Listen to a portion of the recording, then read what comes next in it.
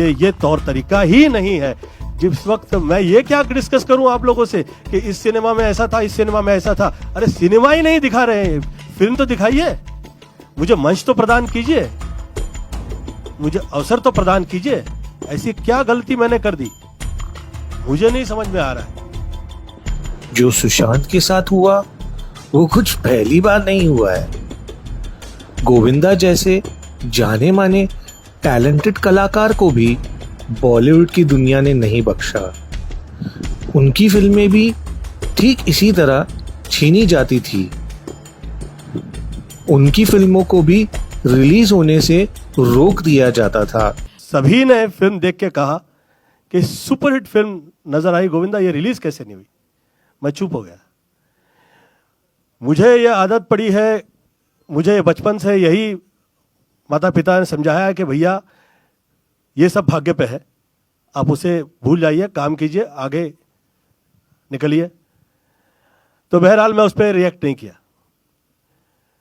फिर आदरणीय रवि चोपड़ा जी की फिल्म रिलीज नहीं हुई, ये कहकर उसे रोक दिया गया कि वो कोर्ट में निकल गई, सम प्रॉब्लम हो गया बिटवीन फाइनेंसर।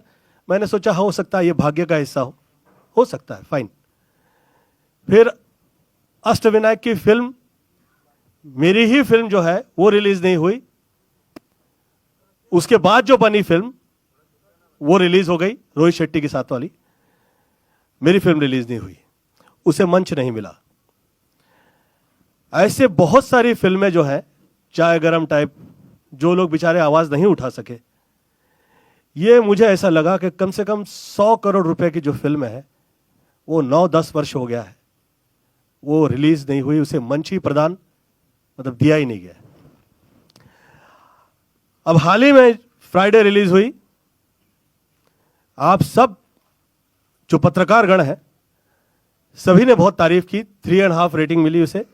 तो ये सब पढ़े लिखे लोग हैं, ये तो बेवकूफ तो नहीं है, ये सिनेमा समझते हैं, देखते हैं और देखने के बाद कहते हैं, सोचने के बाद कहते हैं। सभी ने तारीफ की, उस फिल्म को थिएटर ही नहीं मिले। क्यों?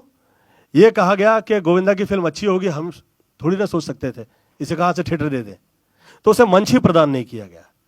अब यहां तक तो मैं कहा नहीं कभी किसी से, परंतु अब यह हद हो गई कि सेंसर की डेट प्रहलाद जी की फिल्म को मिली ही नहीं। यह तो हद हो गई। अब यह सोचने का विषय है। एक आदमी सह सकता है 2, 4, 3, 4, 5 साल, 9 वर्ष हो गए भाई, क्या है प्रॉब्लम, कहां है प्रॉब्लम? और मैं ऐसा क्या हो गया हूं किसी के लिए कि मैंने किसी के साथ घातपात कर दिया है? मैं ये विषय मेरे समझ में नहीं आ रहा है। मैं इस विषय पे कतई चर्चा नहीं करूंगा। मेरा ये सोचना है कि मुझे मंच ही नहीं दिया जा रहा है। मेरी फिल्में जो हैं वो थिएटर तक पहुंच ही नहीं पा रही हैं। ये तो मैं, ऊपर वाले ने मुझ पर कृपा कर दी है, ये ऊपर वाले ने कर्म किया है कि आदरणीय प्रहलाद जी के माध्यम से आज ये समय आया कि मैं आप लोगों के समक्ष ये कह सकूं। मैं बहुत क्षमा प्रार्थी हूं कि मैं इस पिक्चर को लेके पूरा डिस्कस नहीं करूंगा, क्योंकि मेरे पास 9 वर्ष का पूरा लेखा जोखा है। ये ऐसा मेरे साथ वर्षानुवर्ष से क्यों हो रहा है? मैं पॉलिटिक्स से बाहर निकल चुका हूं, मेरे तरफ से किसी के लिए प्रॉब्लम नहीं है, तकलीफ नहीं है। मैं सिर्फ हाथ जोड़े जोड़े घूम रहा हूं। मेरे तरफ से एक गलत शब्द मैं नहीं कहता हूं किसी से। मुझे तो एक खैर बहरहाल ये सूट ही नहीं किया कि मैं किसी के साथ कॉम्पीट करूं। मेरे बारे में जिस वक्त मैं पॉलिटिक्स में रहा तो किसी ने कहा कि गोविंदा के संबंध यहाँ वहाँ।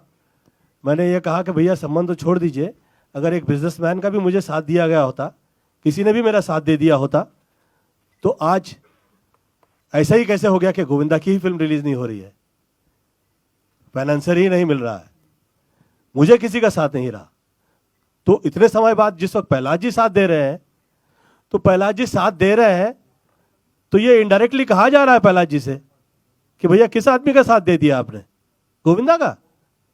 मुझे एक बहुत बड़े पॉलिटिशियन, मैं नाम नहीं लूंगा उसका, रात में 1:05 के ऊपर पार्टी में वो शराब पी आए और उन्होंने मुझसे कहा कि गोविंदा जी आपके साथ में मैंने और एक बहुत बड़े बिजनेसमैन ने मिलके इस तरह के आपके साथ घात-पात किए। मैं कहा मुझे विश्वास नहीं है, आप निकलिए। वो पूछने लगे कि मैं कह रहा हूं और आप विश्वास नहीं कर रहे हो। मैं कहा मैं इसलिए नहीं कर रहा हूं कि इस तरह के आडंबर और एक दूसरे में उलझा देने वाले लोग मैंने बहुत देखे हैं शहर में। मैं किसी के कहे में आता नहीं हूं कभी। मैं हार्डवर्क करता हूं और हार्डवर्क करता रहूंगा, वर्षानुवर्ष से करता आया हूं। मेरा यह सोचना है कि जिसे जो भाषा इस्तेमाल करनी है, जो अपने आप को बहुत भाषावादी समझने लग गया है, कोई देखे या ना देखे, अल्लाह देख रहा है, उसे ये समझ में आए उसकी भाषा के अंदर वो क्या कह रहा है, उसकी भाषा के बीच में वो क्या कह रहा है। लोग सब समझते हैं, ऊपर वाला है देखने के लिए। मेरा ये सोचना है कि मंच तो प्रदान करे, कट्स की तो जगह देखी ही नहीं कहीं। कहां देख रहे हैं आप? जिसे जो भाषा इस्तेमाल करनी है, आज जो मंच पे आए, अरे जिसकी जरा भी मतलब जो पढ़ा लिखा नहीं है, जिसको ये पता ही नहीं कि वो भाषा क्या कर रहा है, वो जो आता है वो मोबाइल के माध्यम से जो कहना चाहता है वो कह देता है। किसी नेता की परवाह कहां करता है? वो कहां करता है वो किसी नेता की? जब उसे देने के कहने का मौका दिया जा रहा है, तो जो आदमी आधा दर्जन स्टार लेके आया है फिल्म लाइन के अंदर, यार ये क्या लगा रखा है? ये डरा ही रहे हैं इनडायरेक्टली। दिस इज ये डरा रहे हैं। और मुझे तो इसलिए कभी ये सब फालतू चीज़ों का मुझे भय इसलिए नहीं लगता कि मुझ पे कृपा रही है। ऊपर वाले ने कर्म तो किया हुआ है कि 100 करोड़ की आबादी में 100 हीरो नहीं है और 10 हैं उसमें, तो मैं गोविंदा हूँ साथ में। तो ऊपर वाले ने मुझ पे कर्म किया हुआ है। 29-30 वर्ष हो गए, मेरी दुकान तो कहीं मुझे प्रॉब्लम उस तरह से नहीं आई कि घर ही नहीं चला पा रहा हूँ। परंतु घर चला दे आदमी, थोड़ा बहुत काम कर ले, उसे इज्जत मिल जाए, इसका मतलब यह है कि 9 वर्ष उसे मंच ही आप दे, मतलब मंच ही नहीं दे रहे हैं। यार ये क्या हो गया? 10 वर्ष हो गया। I think so. से इंडस्ट्री में आपकी भी प्रतिक्रिया जानना चाहेंगे एग्जैक्टली इस टोटल मुद्दे को। आप भी फिल्म के मैं एक्चुअली ज़्यादा सेंसर के बारे में जानता नहीं हूँ, लेकिन आज मैं थोड़ा इमोशनल हो गया हूँ।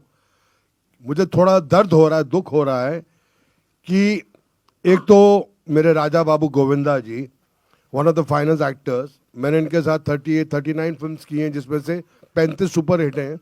आज वो अपने दिल की बात मीडिया के सामने रख रहे हैं। मैं वो सुनकर बहुत परेशान हुआ हूँ कि वास्तविकता में ये हो रहा है। दूसरा, मेरे हिसाब से हिंदुस्तान के अंदर अगर आज 4 बड़े प्रोड्यूसर इस कंट्री में हैं, YRF, करण, भगवान आपका भला करे, साजिद नाडियाडवाला, मैं उन्हीं के बराबर का समझता हूं पहलाज नैलानी है। इन्होंने इतनी फिल्में दी है इस इंडस्ट्री को। सर, मैंने हर भाषा में फिल्म की है सर, 700 से ऊपर फिल्में की हैं, हर प्रकार की फिल्म की है, ए प्रोड्यूसर, बी, सी। लेकिन आज मैं देख रहा हूं, जो मैंने सामने कट्स देखे हैं, एक प्रोड्यूसर अपने हीरो को, जिसको वो इंडस्ट्री में लेके आए, आज सारे हालातों से लड़ते हुए करोड़ों रुपया खर्चा कर दिया, एक बहुत बेहतरीन फैमिली फिल्म बनाई जिसे UA का सर्टिफिकेट मिला है। उसके बाद एक कट दे देते हो। आधी पिक्चर तो आपने काट दी सर, फैमिली वाली पिक्चर है सर। और ये ऐसी पिक्चर है जो काफी लोगों के मुंह बंद करेंगे कि गोविंदा ने और पहलाज नानी का जो कॉम्बिनेशन है सर, करोड़ों रुपया इस फिल्म में लगा है। सेठ जी का ये कहना है, अगर 4 घोड़े चाहिए 16 घोड़े लेके आओ। बोले सेठ जी ये पिक्चर, बोले कुछ नहीं, मैं कॉम्प्रोमाइज नहीं करूंगा। चाहे मेरे पास आमिर खान नहीं है, मेरा आमिर खान, मेरा शाहरुख खान, गोविंदा है। और सर ये बात सत्य है, ये फिल्म आएगी तो लोगों को समझ में आएगा कि एक प्रोड्यूसर और एक्टर का कॉम्बिनेशन क्या होता है। गोविंदा जी, मैं सॉरी डिस्टर्ब कर रहा हूं। आपके जो प्रोड्यूसर हैं पहलाज जी, इनके साथ मैंने 16-17 फिल्में की हैं, जिसमें से 15 सुपर डुपर हिट हैं। लाखों करोड़ों रुपया खर्चा करते हैं, ये सोचते भी, इनका बजट ही नहीं होता है। बजट तो बाद में बनता है जब फिल्म चलती है कि नहीं चलती है। लेकिन मैं हमेशा एक ही बात कहता हूं, अगर आप रामायण लिख रहे हैं और उसमें राम का शब्द नहीं यूज करेंगे तो कैसे लिखेंगे सर? नहीं लिख सकते ना। मैं एंड में चिल्ला के बोलता हूं पिक्चर में, जय श्री राम, और आप देखना पूरा थिएटर खड़ा होके बोलेगा जय श्री राम, क्योंकि इतनी क्लीन, भगवान, औरत की इज्जत, बहन की इज्जत, माँ की इज्जत, सब कुछ है सर। एक कलाकार है, हमने बहुत विलन के रोल किए हैं, क्या क्या नहीं किया है सर, सब कुछ किया है। सेंसर को मध्य रखते हुए सब पास हुआ है। इसमें हमारा हीरो है जो डबल रोल कर रहा है, एक राम है और एक थोड़ा सा नेगेटिव है, लेकिन वो सब एंड में सुधरते हैं, फैमिली साथ हो जाती है।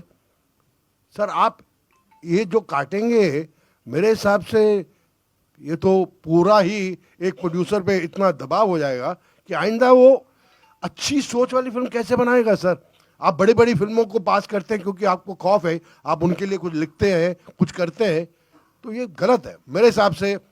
Media understand Pahlaj Nihalani, they understand कि what is his stake, what all he's given in this film industry. Films which are super duper hits, film to the standard of today, the biggest hit in century was आंखें। इतनी आज के दौर में film बनाना बड़ा मुश्किल है जो वापस फिल्म बना रहा है, क्योंकि चंद ही लोग हैं जो सब थिएटर लेके बैठे हैं। और ये फिल्म बहुत अच्छी है, और I don't think he is a fighter and we have the best people, the media is there. I think मैं मीडिया से पूछूंगा आपको कुछ लगा तो आई फील कि मीडिया को हमारा साथ देना चाहिए। Thank you.